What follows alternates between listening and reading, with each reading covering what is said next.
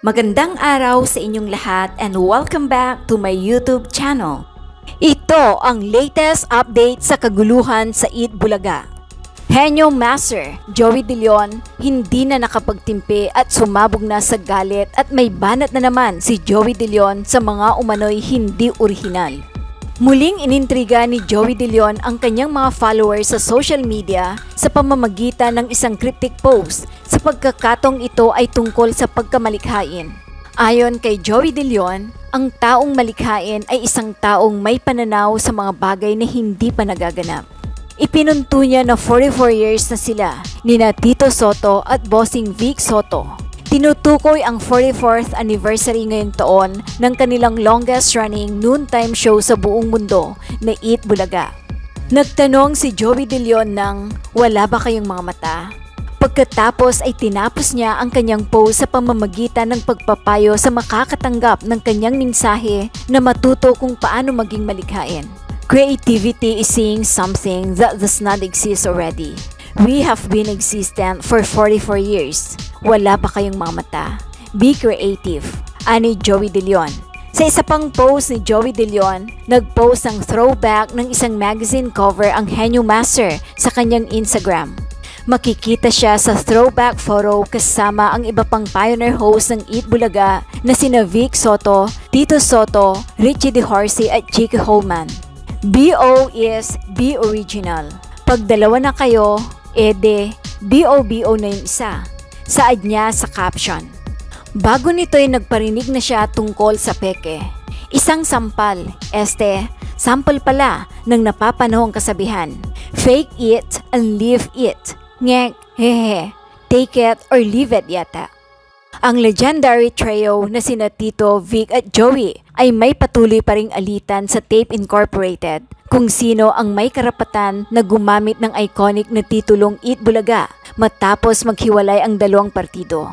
Samantala, sa ibinahaging panayam ni Models of Manila TV, si isang trademark expert, plano din daw kasuhan ng Tape Incorporated in a separate case.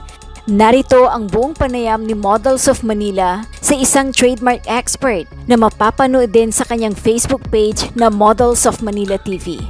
So ito guys, nakilala ko dito si Sir VP, nagko-comment siya doon sa aking Facebook pag nagla-live ako. Pero itong hawak-hawak niya ay pinabarangay niya, kinomplaint niya ang tape sa Barangay Loyola Heights kung saan po yung opisina ng tape. Ano po ba itong reklamo nyo sa tape? Sir Ang VP. reklamo namin ay trademark infringement. Okay. Because they are using goods na trademark for services which is trademark infringement. That's the definition That's a definition. That's a textbook definition. So, kasi pararuin lang po natin yung approved nila, yung na-renew sa IPO, yun po ay goods. Goods. Hindi for services. Hindi for services. Okay, so kakasuhan nyo sila kasi ginagawa nila yung services. Ginagawa nila services. Yes. Mali ang paggagamit nila ng kanilang trademark. Yung kanilang mismong ang ebidensya ko mismo ang kanilang lisensya. Kunin ko yung lisensya nila, sandali Kunin ko muna. Sige po. Lisensya ni Tepo, nakalagay dito 16, 18, 21, 25. Those are goods, not services mark. That is a definition, that is a clear textbook definition of trademark infringement. Okay. Kasi ito, yung sinasabi dito, trademark infringement is defined as unauthorized use of trademark or service mark or to use it in a wrong way. Dito sila they are using it in a wrong way. So that is trademark infringement. Bawal po yun. Okay. So ang nasabi niyo din sa akin kanina, meron kayong trademark application ngayon sa IPO for internet broadcasting. Class 38. Tapos meron din kaming 41, si Harold Montano. Okay. Yung kasama ni Coco Martin, meron siyang 41 din, kagaya ni Joey De Leon. Okay. So, yung sa kanya naman is Eat Bulaga Live.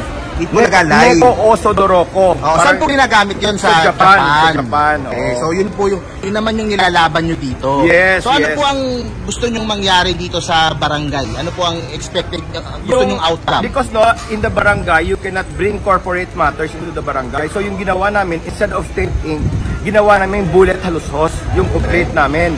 Tapos mag-hearing kami sa barangay. Pag hindi siya sumipot or hindi kami nagka-dialogue, i-elevate na. Kailangan ba siya mismo or representative? Pwede din. I will call their attention first that they are using their trademark in a wrong way, no? And if they will continue to, we will file it into a higher court. So So baka posibleng panibagong demanda na naman. Aside from copyright, TVJ, copyright copyright yung sa amin trademark. So Yes. tingin nyo mas malaki yung tsansa pag dito sa malaki yung trademark kasi yung trademark is prima facie evidence. Okay. You know what prima facie evidence is? At a glance, sa isang tingin.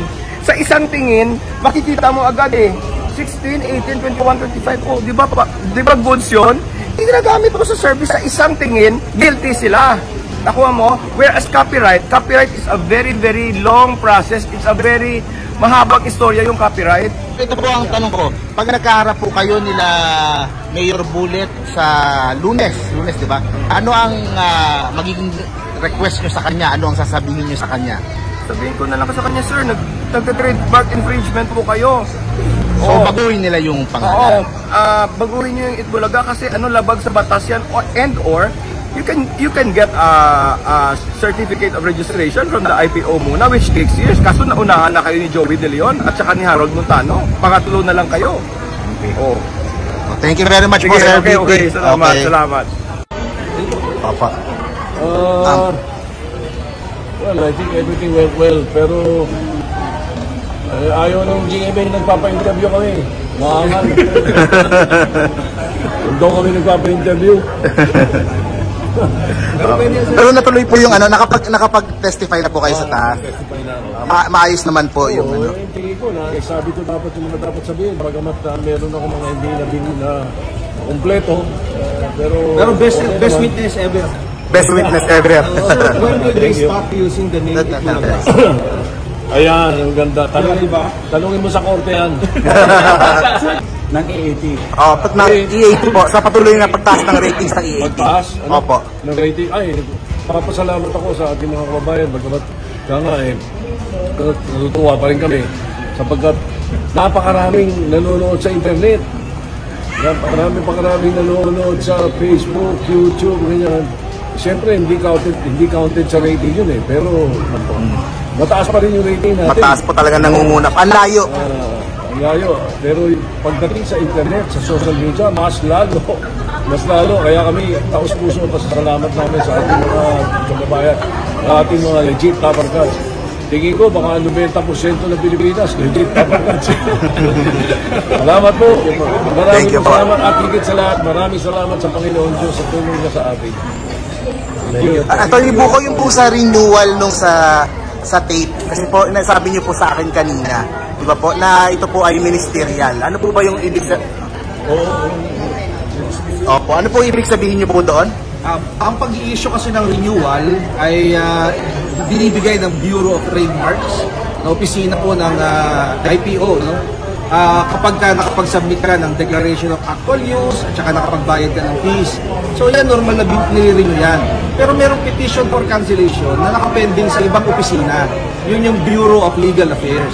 So yung pagkaka-renew ng registration ay walang kinalaman at walang apekto dun sa petition for cancellation of trademark na pending pa rin hanggang ngayon at hindi pa sumasagot ang claim.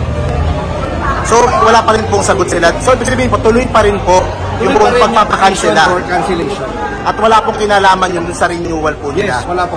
So kahit po na-renew po sila, kapag nag-decide po yung Bureau of Legal Affairs, ay pwede pa rin pong makansela. Tama po, pwede pa rin po makansela. Thank you very much po. Thank you. Mag-subscribe at i-click ang notification bell para sa mga susunod na video updates. Maraming salamat po.